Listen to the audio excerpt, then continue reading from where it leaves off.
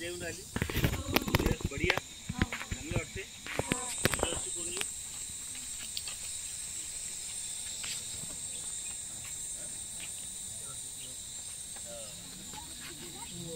इथं कसं वाटलं टेकडीवर? काय होतं आधी टेकडीवर हे पूर्ण माडरान होतं. पाणी कॅन घे ना. इथे येऊन असे तुम्ही बसू शकले नसते. पण आज इथं कसं वाटायला लागलं तुला?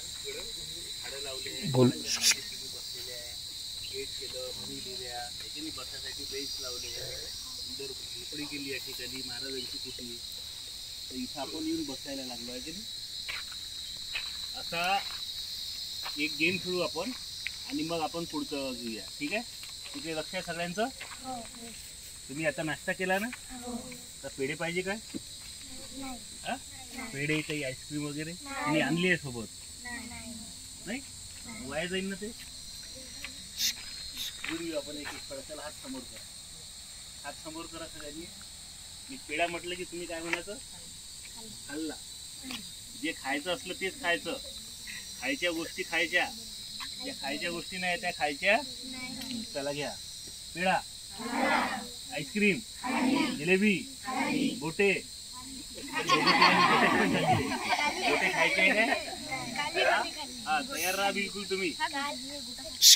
चला जिलेबी, समोसा, वडा, माती.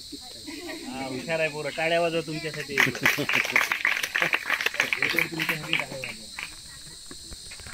तुम्ही तुकडोजी महाराजांचं नाव ऐकलं का? त्यांचं गाव कोणतं आहे? जन्मगाव नाही, यावली. बाबा तुमच्या सोपी गोष्ट सांगतो मी, तुमच्या लक्षात राहील. आपण आपल्या घरी डॉगी असते की नाही? डॉगी असते. याच्या घरची डॉगी हिला चावली, त्याच्यावरून लक्षात ठेवायचं यावली. म्हणजे विसरणार नाही तुम्ही. याला लक्षात? डॉगी चावली, त्याच्यावरून काय लक्षात राहील? यावली. लक्षात राहील तुमच्या आता? त्यांच्या आईचं नाव काय होतं? मंजुळा माता. त्यांचा जन्म माहित आहे तुम्हाला कसा झाला? वादळ आलं, तुम्हाला सांगितलं असेल ना? सांगायचं आहे का? मग मीच तेच सांगून देतो तुम्हाला. 30 एप्रिल 1909 ला तुकडोजी महाराजांचा जन्म झाला. परंतु त्याच्या आधी 29 तारखेपासून जोरदार वादळ चालू झालं. ते हवा आली आणि त्यांचं घराचं छप्पर उडून गेलं, घराच्या भिंती उडून गेल्या. आणि जन्म झाल्याबरोबर त्यांचा दौरा सुरू झाला. त्यांना त्यांच्या घरातून काढून बाजूला एक देशमुखबाईचं घर होतं, त्यांच्या घरी नेण्यात आलं.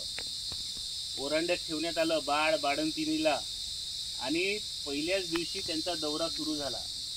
बरोबर आहे की नाही? त्यांचं घर कसं झालं? विश्वव्यापी झालं. आकाश मंडप पृथ्वी आसन झालं. अशा पद्धतीनं त्यांना लगेच त्या देशमुखबाईच्या घरी आणण्यात आलं.